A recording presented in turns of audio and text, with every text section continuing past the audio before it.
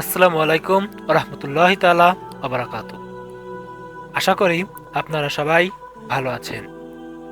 আজ আমরা কথা বলবো এমন একটি বিষয় নিয়ে যা আমাদের জীবনের প্রতিটি মুহূর্তকেই প্রভাবিত করেছে।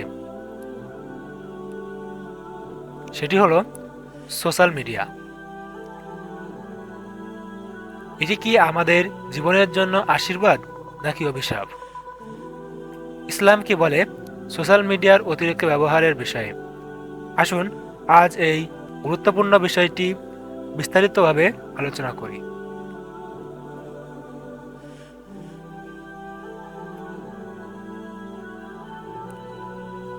সোশ্যাল মিডিয়া আমাদের জীবনের একটি অংশ হয়ে দাঁড়িয়েছে। ফেসবুক, ইউটিউব, টিকটক, ইনস্টাগ্রাম এসব প্ল্যাটফর্মে আমরা এতটাই মগ্ন থাকি যে নিজেদের জীবনের গুরুত্বপূর্ণ কাজগুলো ভুলে যাই। কিন্তু আমরা কি জানি সময়ের অভাবে অপচয় সম্পর্কে ইসলামের শিক্ষা কি? আল্লাহ তাআলা পবিত্র কুরআনে বলেছেন, সময়েরকে আমি শপথ করে বলছি, মানুষ ক্ষতির মধ্যে রয়েছে। সূরা আসর আয়াত 1 এবং 2। একটি গবেষণা অনুযায়ী একজন মানুষ প্রতিদিন গড়ে 4 থেকে 6 ঘন্টা সোশ্যাল মিডিয়াতে ব্যয় করে। এই সময়ে আমরা অনেক গুরুত্বপূর্ণ কাজ করতে পারতাম, যেমন পরিবারের সঙ্গে সময় কাটানো, নামাজ আদায় করা, কোরআন তেলাওয়াত করা। তবে সোশ্যাল মিডিয়া পুরোপুরি খারাপ নয়। এটি আমাদের জীবনে একটি শক্তিশালী মাধ্যম, যার সঠিক ব্যবহারে আমরা দুনিয়ায় ও আখিরাতের উভয় সফল হতে পারি। ইসলাম আমাদের কল্যাণের দিকে আহ্বান জানিয়েছে। রাসূল সাল্লাল্লাহু আলাইহি ওয়াসাল্লাম বলেছেন, তোমাদের মধ্যে সেই তো উত্তম যে অন্যকে কল্যাণের দিকে আহ্বান করে। সোশ্যাল মিডিয়ার দিকে আমরা ইসলাম প্রচার করতে পারি, মানুষকে সঠিক পথে ডাকতে পারি এবং জ্ঞান অর্জন করতে পারি। কিন্তু শয়তান আমাদের এই মাধ্যমের ভুল ব্যবহার করে গোমরাহ করার চেষ্টা করে। তাই আমাদের খুব সতর্ক থাকতে হবে।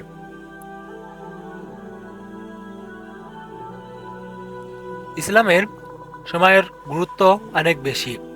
পবিত্র কোরআন ও হাদিসে সময়ের গুরুত্ব নিয়ে অনেকবার আলোচনা করা হয়েছে। রাসূল সাল্লাল্লাহু আলাইহি ওয়াসাল্লাম বলেছেন, 5টি জিনিসকে গুরুত্ব দাও। তোমার জীবনকে মৃত্যু আসার আগে, তোমার স্বাস্থ্যকে অসুস্থতার আগে, তোমার অবসর সময়কে ব্যস্ততার আগে, তোমার তারুণ্যকে বার্ধক্যের আগে এবং তোমার ধন সম্পদে তোমার দারিদ্র্যের আগে। আমরা যদি সময়ের সঠিক ব্যবহার না করি, তাহলে আখিরাতে আমাদের জন্য অনেক কঠিন সময় অপেক্ষা করছে। আসুন আমরা সময়ের সঠিক ব্যবহার শিখি।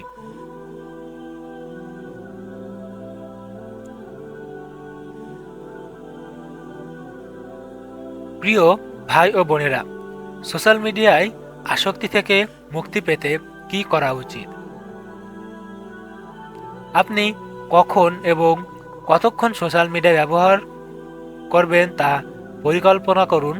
যেসব অ্যাপ আপনার সময়ের অপচয় করছে সেগুলো এখনই মোবাইল থেকে সরিয়ে ফেলুন।